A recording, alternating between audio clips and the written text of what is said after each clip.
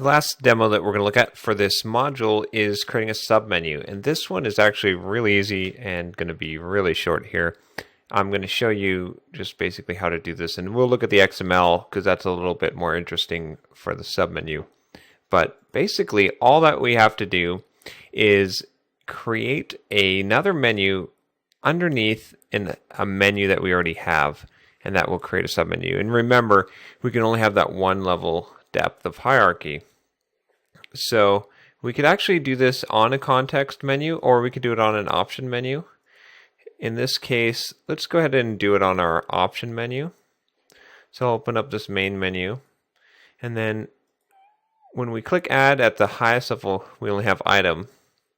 If we go into our group and click add here, see now we have submenu, and we're creating this underneath an item. So let's do this under the help just to show, so we have something hooked up, because we already have settings hooked up to do something. So under help, we're going to add a new submenu. And then this submenu, we can put some items in. So let's add some items to the submenu. And you can even do groups under here. So let's add 2 items here. And we'll make the first item, we'll just call this index, and the second one we'll call return. So now we have these 2 sub menu items underneath the help menu item, and let's look at the XML for this. So what's happened here is, remember our top level item is menu, and then we've got our group. We've got our first item settings, and that's pretty simple. In our second item, we're allowed to create exactly 1 additional menu item tag, which we've done. So we have another menu in here, and then it's got its items.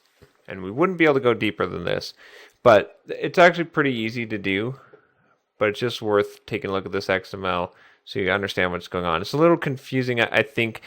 When you think that a submenu might go under, it would be a menu under a menu. What it is actually is the menu that's under an item. So let's go ahead and run this and see what happens. Okay, now if we switch to our Android application, and we put this under the options menu. So if I click menu here, then you see we have settings and help. And now if I click help, we're automatically getting this submenu to pop up. It has index and return. And we can click either one of those. And just to show you how we can use that submenu, let's hook up one of those buttons. So if we go back into Eclipse here, and let's give one of these a better name so that it'll be easier to use here. So let's give our index, we'll call this index menu item.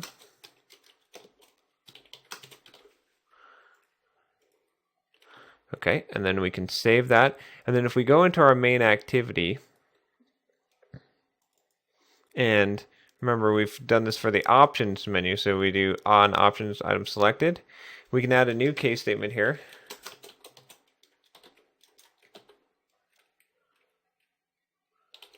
Index menu item. Then what I'm going to do for this one is we're going to use something called a toast here to just show a little message on the screen. This is kind of useful for debugging or for just updating the user with a message. So we can do toast dot make text, and the context will be this activity, and then the text will say index was clicked, and then we'll make the duration be 5. And then we need to do a show on this. Okay, so let's run this, and what we're expecting now is that when we go into this submenu under help and we click this index menu item, it should say index was clicked.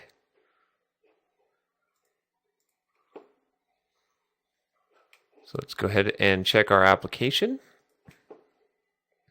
And we'll go ahead and bring up the menu. I'm going to click help here, which brings up our submenu. And then we've hooked up our submenu item, just like we did with any menu item. And we click index, and index was clicked.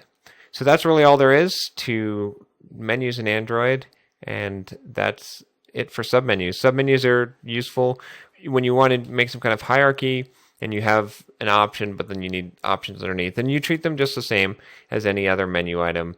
And as long as you remember that you can only have one level of hierarchy, you should be good.